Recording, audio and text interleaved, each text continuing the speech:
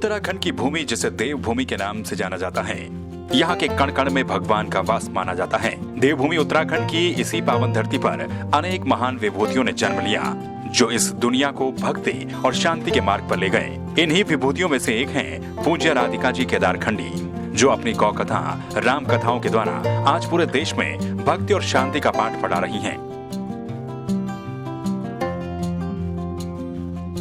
राधिका जी केदारखंडी का जन्म 17 जनवरी 1994 को रुद्रप्रयाग जिले के ग्राम जलाई सुरसाल के एक छोटे से गांव सदेला की पवित्र गौशाला में हुआ। ये गांव भगवान केदारनाथ के क्षेत्र में आता है। इनकी माता का नाम रामेश्वरी देवी और पिता का नाम हरिशंकर गोस्वामी है। माता पिता के द्वारा पूज्य राधिका जी केदारखंडी को प्रियंका नाम मिला। जब राधिका जी मां के गर्भ में थी तो उनकी मां मुंबई से उत्तराखंड आ गई थी। उत्तराखंड आने से पहले इनके माता पिता मुंबई में रहते थे। इनके पिता हरिशंकर गोस्वामी का गोरेगांव में हीरे का कारखाना था। आपको बता दें, जब राधिका जी 3 वर्ष की थी तब सदेला गांव के अंतर्गत घनघोर जंगल के बीच नागेश्वर महादेव, मानंदा और नागेश्वरी गंगा के उद्गम स्थल पर 84 साल के एक संत रहते थे, जिनका नाम स्वामी नंद ब्रह्मचारी था। स्वामी नंद ब्रह्मचारी से राधिका जी के पिता परिचित थे। इन दिनों संत अस्वस्थ चल रहे थे। 11 फरवरी 1998 की रात्रि को स्वामी नंद ब्रह्मचारी ने अंतिम सांस लेते वक्त राधिका जी केदारखंडी के पिता से वचन लिया कि वो इसी स्थान पर रह जाएं। जिसके बाद राधिका जी के पिता ने भी बिना विचार किए संत को वचन दे दिया कि आज से ये जीवन आपका है। स्वामी नंद ब्रह्मचारी ने रात को राधिका जी केदारखंडी के पिता की गोद में प्राण त्याग दिए। संत की समाधि अभी भी इसी स्थान पर बनी हुई है। संत की मृत्यु होने के बाद राधिका जी के पिता हरिशंकर गोस्वामी ने 2000 में रुद्रप्रयाग जिले के अंतर्गत ही कोटेश्वर महादेव में महंत 108 शिवानंद गिरी जी महाराज से 31 वर्ष की आयु में दीक्षा ग्रहण की और महंत के प्रथम शिष्य बन गए, जिसके बाद उनको हरिहरानंद गिरी महाराज का नाम मिला। इसके बाद उन्होंने अपने घर और सांसारिक मोहमाया को त्याग दिया, जिसके बाद वो इस जगह पर भगवान नागेश्वर और मां नंदा देवी के पुजारी के रूप में संत को दिए गए वचन को निभाते हुए आश्रम की सेवा कर रहे हैं।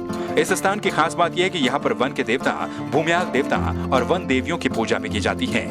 राधिका जी भी 3 वर्ष की उम्र से ही माता पिता और दोनों भ्राताओं के साथ इस आश्रम में रह रही हैं। आश्रम में रहने के कारण बचपन से ही उनका ध्यान भगवान की भक्ति की तरफ लगने लगा। आपको बता दें कि राधिका जी के पिता मुंबई के गोरेगांव से लता मंगेशकर के भाई हृदयनाथ मंगेशकर से संगीत की शिक्षा प्राप्त करके आए थे।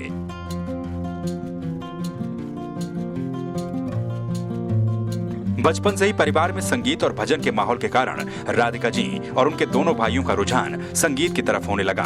राधिका जी और उनके भाइयों ने अपने पिता से संगीत की शिक्षा ग्रहण की। समय के साथ साथ वो अपने पिताजी के साथ संगीत और भजन का कार्यक्रम करने लगी। राधिका जी को पहली शिव पुराण कथा में संगीत और भजन का कार्यक्रम बद्रीनाथ में जगत गुरु शंकराचार्य स्वामी माधवाश्रम महाराज के सानिध्य में मिला। तब राधिका जी की उम्र केवल 7 साल थी।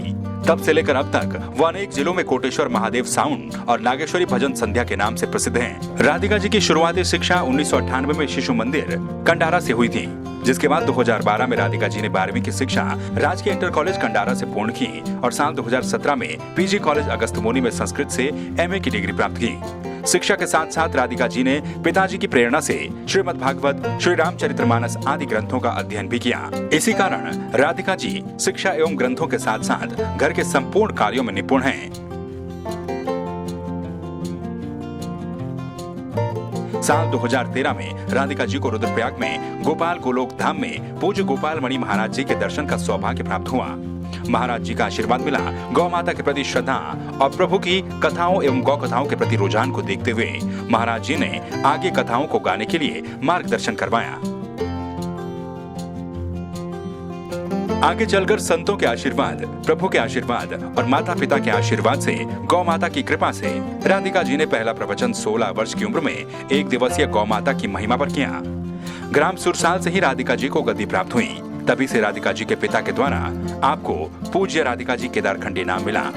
आगे चलकर राधिका जी ने अनेक संतों के सानिध्य में बड़े बड़े मंचों में अनेक गौ कथाएं, तुलसीकृत, रामचरितमानस और वाल्मीकि के रामायण का पाठ किया, जिसका कई चैनलों पर प्रसारण भी किया गया।